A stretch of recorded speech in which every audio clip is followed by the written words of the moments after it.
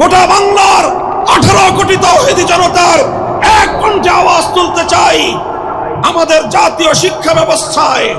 প্রতিটি স্কুলে, প্রাইমারি স্কুলে আমার সন্তানদেরকে জাতীয় শিক্ষা ব্যবস্থার অন্তর্ভুক্ত করে বিশুদ্ধ কোরআন তেলাওয়াত শিক্ষার ব্যবস্থা করতে হবে। যদি স্কুলগুলোতে আমাদের সোনামণিদেরকে আল্লাহর কোরআনের সঠিক শিক্ষা, তেলাওয়াত শিক্ষা দেওয়া শুরু হয়, এই আমার বাংলাদেশকে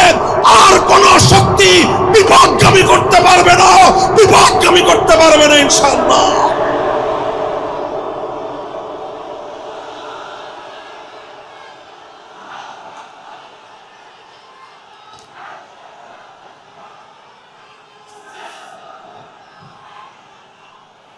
এদেশের মুসলমানদের ট্যাক্সের পয়সা দিয়ে